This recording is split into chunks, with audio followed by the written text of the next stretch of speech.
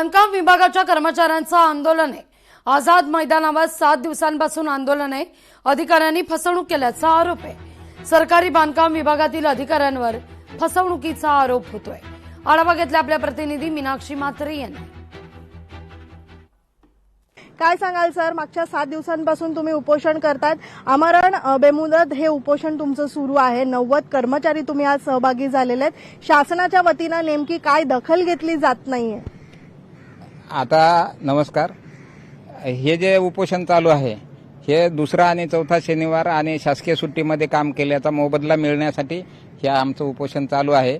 आणि याच्यामध्ये न्यायालयानं उच्च न्यायालय मुंबई आणि सर्वोच्च न्यायालय दिल्ली यांनी सुद्धा आदेश दिलेले आहेत की या कर्मचाऱ्यांना मोबदला द्या म्हणून। आमची मागणी न्यायालयाला हीच होती की दुसरा आणि चौथा शनिवार आणि शासकीय सुट्ट्या ह्या सर्व कर्मचाऱ्याला असतात ना, मग परंतु आमच्या कर्मचाऱ्याकडून हे सगळं काम करून घेतलं तुम्ही रात्रंदिवस सुट्टी न देता, तर त्याचा मोबदला द्यावा म्हणून आम्ही उच्च न्यायालयामध्ये याचिका दाखल केली होती। आता हा मुद्दा त्यांचा आहे, डिपार्टमेंटचा आहे। भ्रष्टाचार कोणी केला? डिपार्टमेंटनं आणि मंत्रालयानं केला। मंत्रालयाला वारंवार त्यांनी त्यांच्याकडून पत्रव्यवहार करून हा ऑडिट मागून घ्यायला पाहिजे होता। आज आम्हाला 6 वर्षाच्या नंतर म्हणतात की त्याचं ऑडिट अजून आलं नाही, तर हा एकदम बोगस कारभार आहे मंत्रालयाचा आणि डिपार्टमेंटचा। न्यायालयाच्या आदेशाचं हे नियमाचं उल्लंघन करतात, बेकायदेशीरपणे कामाला मंजुरी देतात आणि कायदेशीर कामाला बाजूला सारतात। अशा पद्धतीचं या ठिकाणी प्रशासन आहे चालू। आम्ही निश्चितच मुख्यमंत्र्याची भेट घेणार आहोत। आज आम्ही सांगितलं मुख्यमंत्र्याला किंवा आम्हाला मुख्य सचिवाची भेट द्या,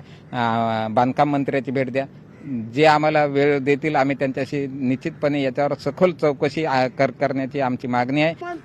निकेश मोरे, मीनाक्षी म्हात्रे, लोकशाही मराठी, मुंबई।